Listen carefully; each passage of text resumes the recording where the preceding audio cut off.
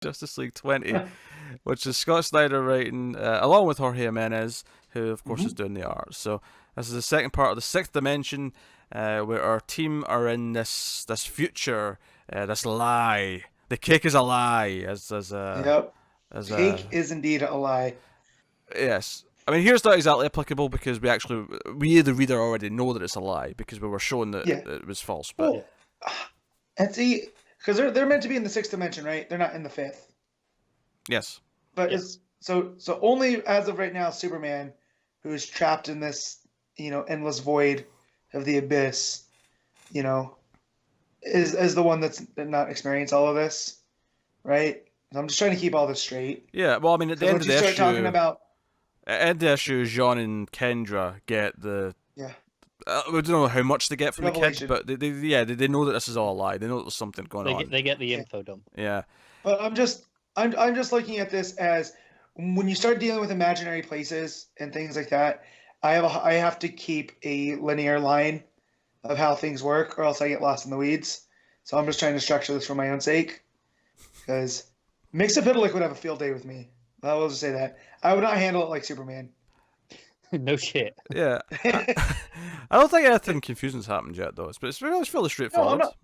I'm not talking confusion. I'm just saying, like, what are they actually going through? Where are the Justice League? You know what I mean?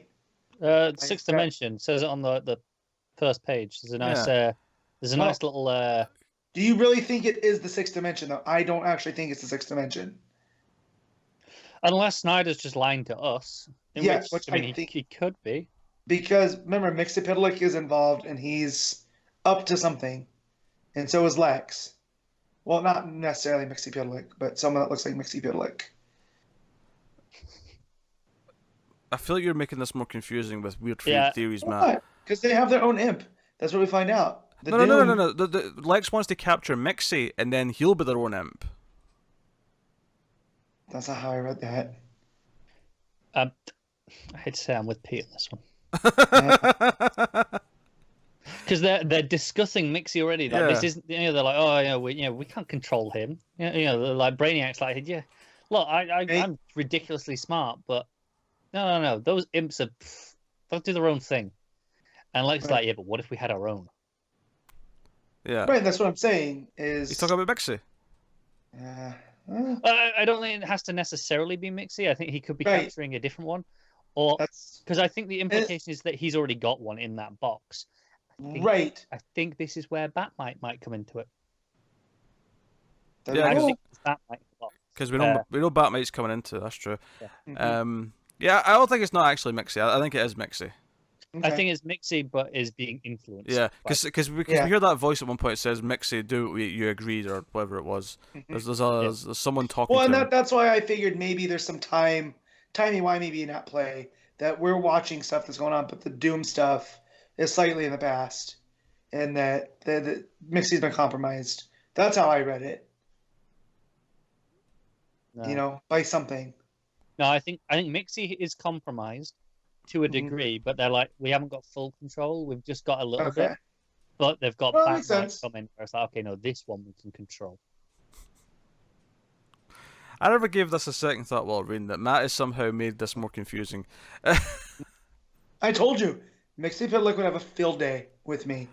Like, so what I imagine that show Happy's like, right? I'm fairly certain though it wouldn't even be Mixie that does it. Mixie would just be standing there and you would talk yourself into a frenzy just because Mixie's standing there. He wouldn't actually do anything. He doesn't have to do anything. You know what? He would get so annoyed he would say his own name backwards and just leave. Like, this was a mistake. Yeah, so most of this issue, the vast majority of this issue, is the League being shown by their future selves how great this world is. And after about 3 pages of this, I went, you know what, guys? Maybe it's too good to be true, because this all Yeah, sounds like it's- freaking paradise. Yeah.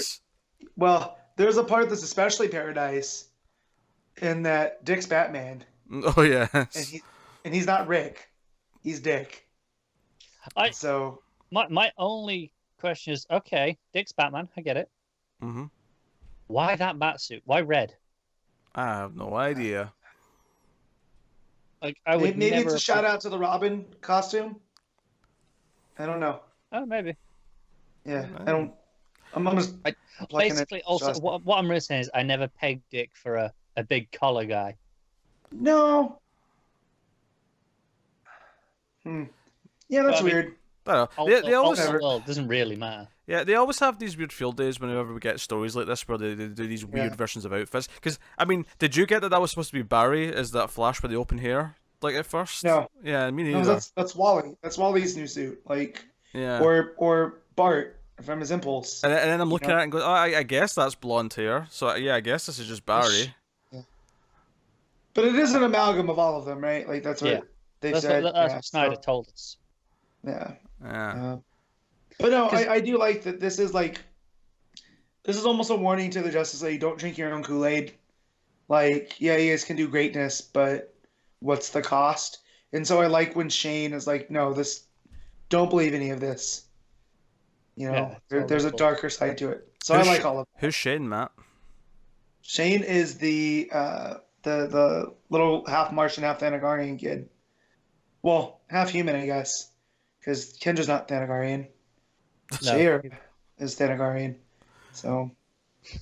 That's why you made that clear for the audience. Because I know some people listen to these discussions without actually having read the book. So you just dropped a name there. Frankly, and I like all of this stuff, right? You know, it's kind of what you expect, right? Of okay, look how idyllic this all is. Of course, it's all bullshit. Yes. The best part is some of the stuff in the real world, or well, quote unquote real world. So could you say that like Luthor's whole concept of doom is just cynicism, right? How so? Well, because his whole idea of doom is the way that is gonna improve the world, right? So you could just say like being all idyllic like the Justice League are, and thinking that you're gonna do things just because it's the right thing to do, right? Isn't that a cynical to be like, oh no, there's actually a way that this all happened, and it's not the way that you think. You know what I mean? Okay, I'm with you.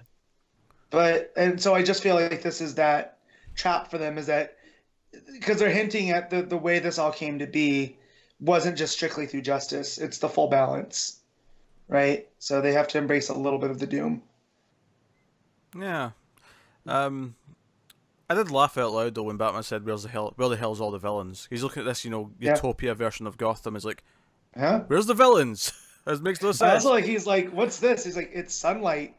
that line it's bright and things like, it's that thing called the sun. Yeah. Oh, obviously the absolute best page of this is Jarrow's dream. Yes, that's what I was alluding to a moment ago. He's dreaming of being Robin, and Batman tells him he's his favorite Robin out of all the Robins.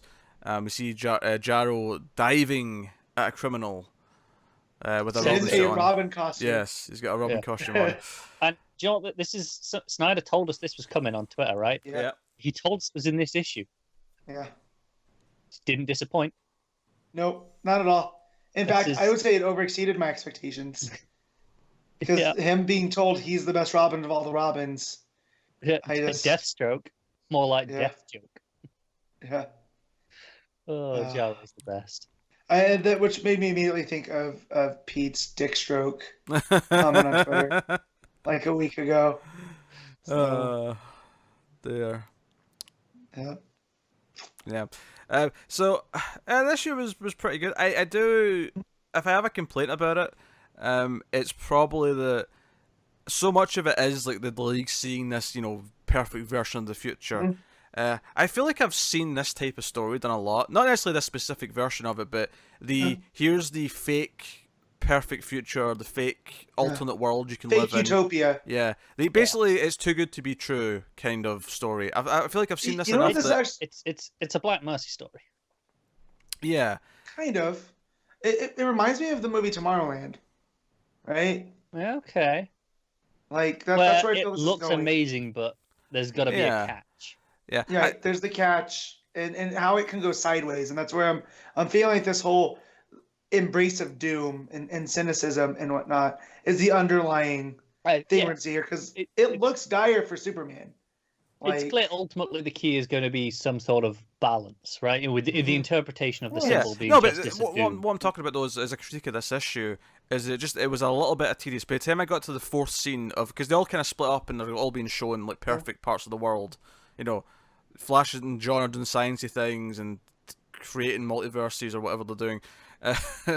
Whereas, you know, Diana's seen Themyscira and apparently Kara and Vixen are, you know, Amazons now. I like that. Vixen, Kara, and Ivy. Yeah, I would be okay if that's a hint of something we're gonna get to. By the time I got to the third or fourth scene like that, I was like, okay, I get it. Everything's perfect, right? I'm sick of reading this now.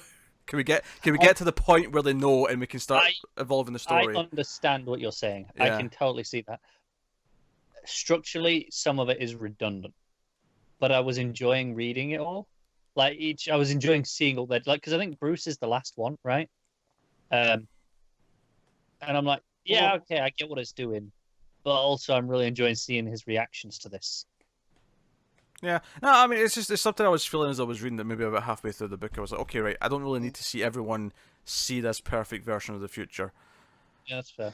No, but I like the Batman one hits home extra because he sacrifices himself for this, you know, and that's enough to let him know that something's off, because that's when he asks where's all the villains.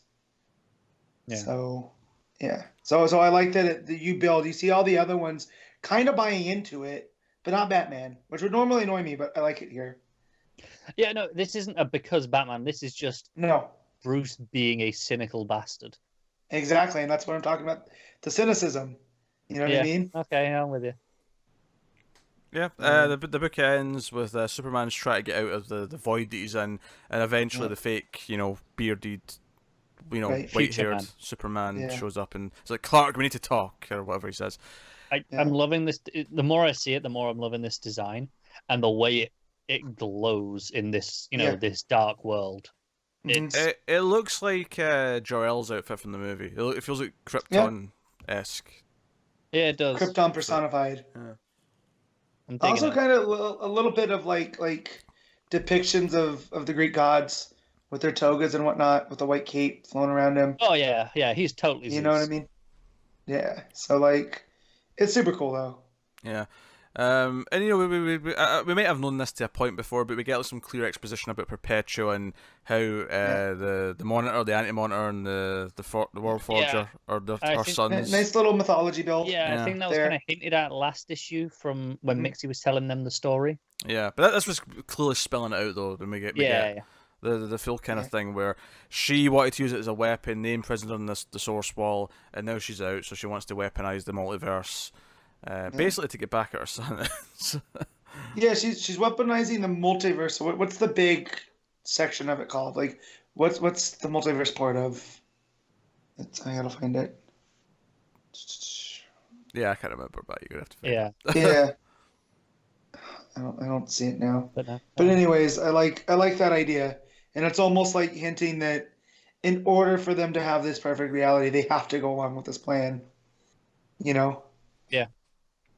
Yeah. So, I think what's interesting to me about this is the idea that this actually could be the future, right? It's not just some bullshit made up thing. It's this could be the future, and at first glance, you should definitely want this. But the reality is, no, there's more going on here, and there's a reason you don't want it to just be this. Right. What do you mean could be? And in what sort of context? In the sense of, like, you know, if they succeed in whatever their plan is, as it stands right now, with nothing changes, this is the future, right? Mm-hmm. This isn't some sort of lie. This isn't some sort of dream world that we're just showing you what you want to see. There's a sinister aspect to it. Yeah, there's that undercurrent. As heroes, they have to come to I don't know if I agree that this is the future if they succeed, because just if they succeed and stop the multiverse from dying doesn't necessarily mean that everything will turn into utopia. No. But if they go along with whatever the plan, I think that's part of the illusion I'm getting is it's almost like a police state with them. The idea. Well, it's the Justice stuff I've seen in Gotham when Batman's going, where are all the villains? Right. I think he's going, right, what did you do with them? What's stopping them? I guess stop. What I mean is like, how is this any more truer? This could be the future than any other future story we've ever had in any comic book. No, but for the purposes of all those stories, you kind of have to go along with, okay, this could be the future for this one.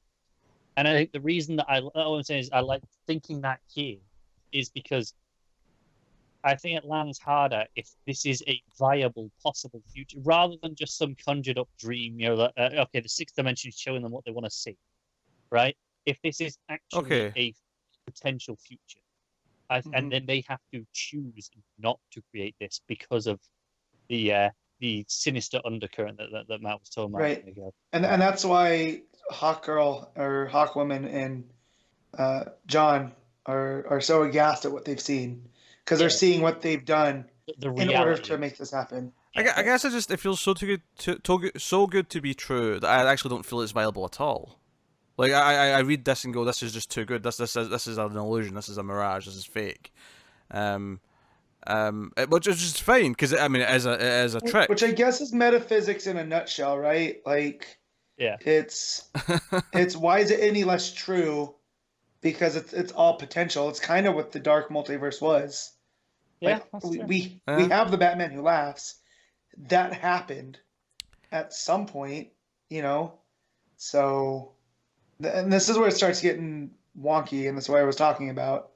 When you start talking about the multiverse and Mixie and the fifth dimension, and is it real, is it not real?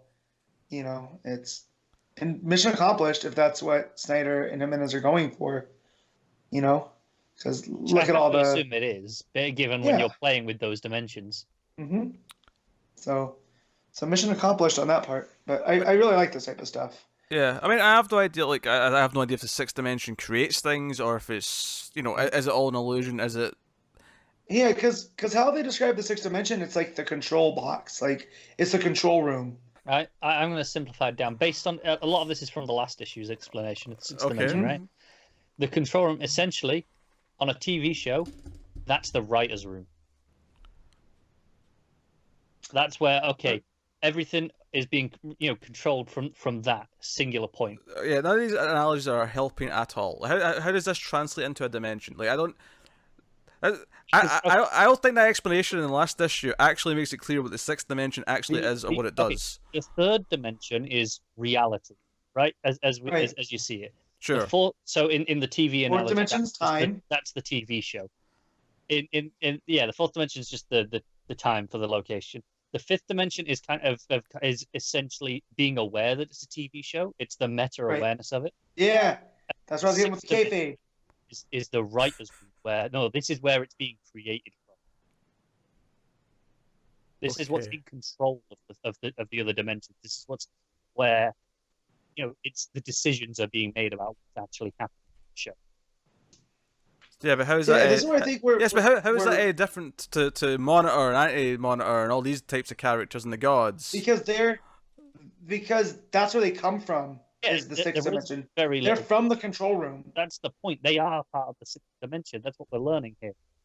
What's told is that so far though? What's told is they're from the sixth dimension?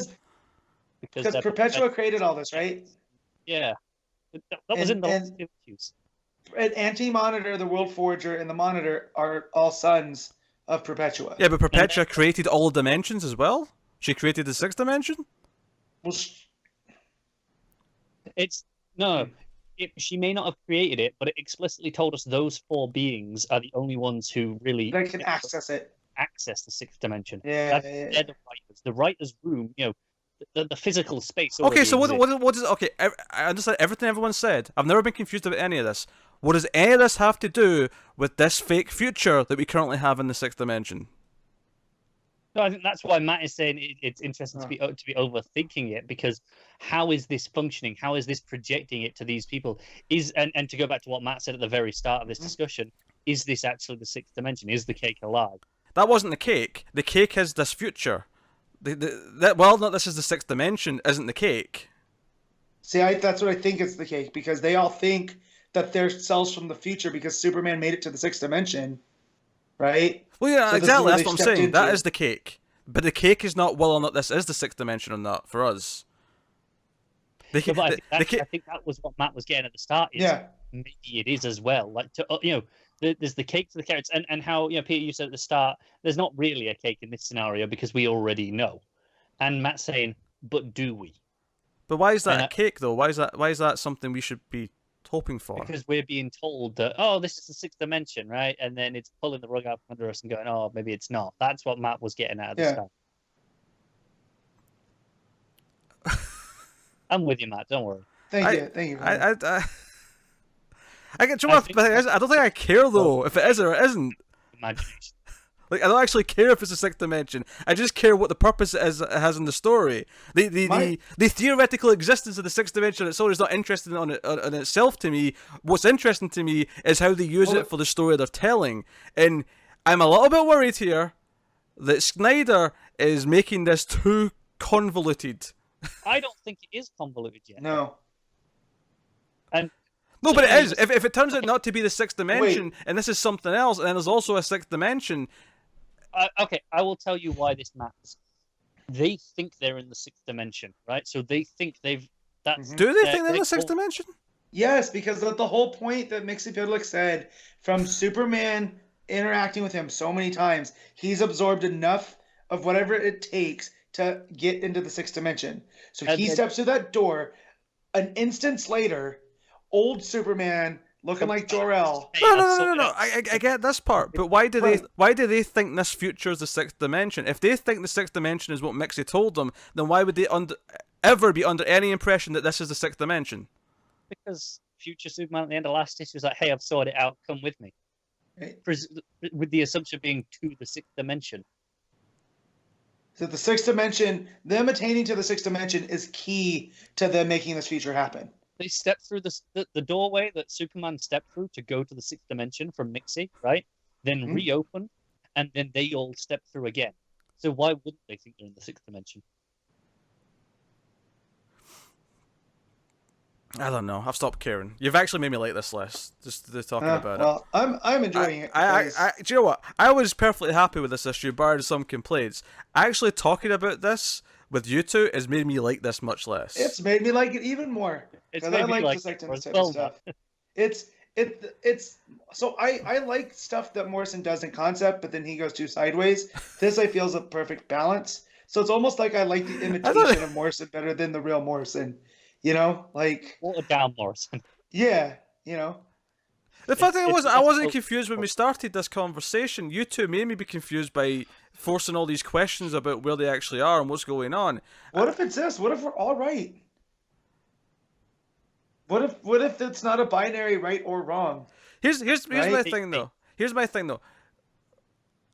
I don't know what you can do to make me give a shit about this place, because right now all I'm seeing it is a plot device for these characters to have a lesson, essentially, right?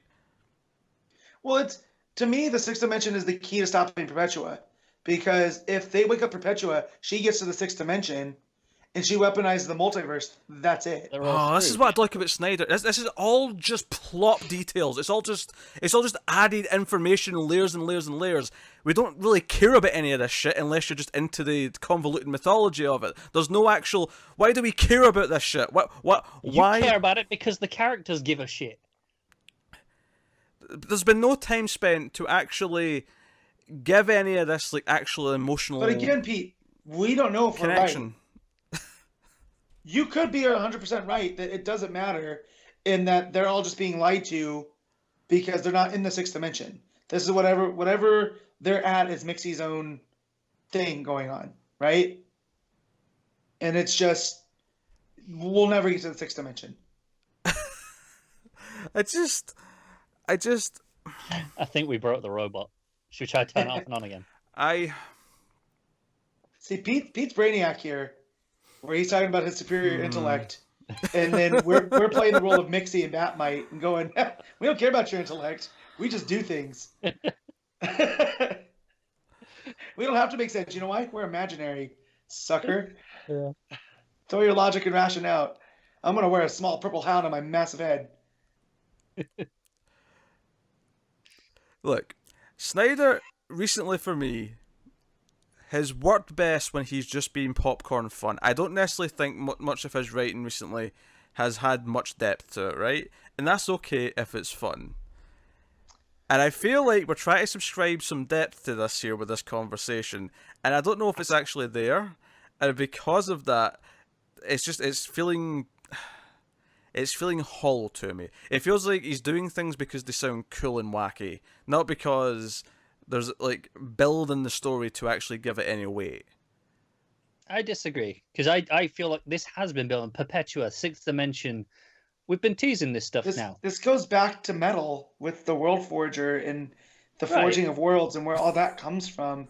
And if it all is stemmed from the Sixth Dimension, that's pretty key in going forward in preventing Luthor from attaining doom. Because we also saw Luthor's future. And so where did that come from? Yeah, I do think this has been building to this, and it's been relevant. It's not just out of nowhere going, hey, let's go and do this shit. Yeah. This isn't 0 year to me going like, hey, look how smart Riddler is. I'm going to give flipping 4 pages of exposition of shit that you'll never remember. I won't forget this. I'll tell you that much. Pete's already forgotten it. That's the thing. I feel like there's been tons of exposition in this run that I've forgotten. Like, I barely remember those issues in the middle of Metal where they talked about all this shit with the World Forger. I remember him being there. I remember the general gist of what happened. And this is where my continuity walk comes in handy for me, at least. Well, that's the thing. As I remember that shit. I remember things if there's emotional beats attached to them where I care about what's happening beyond just, this is what's happening in the plot because this is why AI is a bad idea. Like what happens when you have robots? Why are you arguing that this is a robot joke when I'm the one saying that it has to be more than just the details? It has to have some emotional humanity attached to it. There has to be a beat for a character where there's something that an arc. There has to be something there. Because I think ultimately I disagree with that. I think a good story can be a good story. It doesn't have to have a good character necessarily. I like making calling you robot, but you're bringing Ration into a point about emotion, and that seems to go counter. Yeah. You know what I mean? Yeah. I guess I just don't think this is that good. So I don't think that's fine. Like we're not trying to sell you on it. We're just telling you our interpretation of it. Like it or not, I used to care. I don't care anymore. I liked it. I like it more after the theorizing with Matt. I guess, I mean, my core complaint, I guess this goes back to what I've been saying about Snyder's writing for a while. And it's why I think it's fine when it's just fun popcorn, but it loses me when he tries to do more than that. Is because I feel like he has to slow down and have things seep in. And I don't mean... Because obviously one of my complaints with this issue is that he spent too much time going one by one, like seeing all their own perfect futures. Because that all felt a bit tedious because it was like, I know this is all a lie, right? So don't, waste my time with this. Is kind of what I felt like by halfway through the issue. I guess what I'm saying is it's not that it's not like I have a problem with the ideas here. I just think the storytelling to make me care about those ideas could be better. And that's fine. We're not going to disagree with you. Well, at least I'm not. Connor might, because that's Connor. We'll disagree in the sense that we feel differently. Obviously, yes. But you've got to tell you. Look, the reason why I'm not getting I'm getting impassioned arguing with you two, but the reason why I'm not impassioned and caring about the Sixth Dimension and what's going on right now is because none of these plot beats have I mean, they're fine, but they've not hit me with a thud where I'm like, oh, or it's making me fascinated, or I'm like, oh, this means this for the story in this context, or this does this for the characters. It all feels like comic book mumbo jumbo just to have a comic book plot, and that's not a bad thing necessarily. It's just you two off the handle. What's a handle? I never had one to begin with. I had fun with this. Me too. It was a fun discussion. Matt, what's your rating? So I came into this with and it's probably gained a whole point since we began. So I'm gonna give this an 8.5. Mine's gone up half a point since the start of this discussion. But also comes out an 8.5. 6. Let me tell you why you're wrong.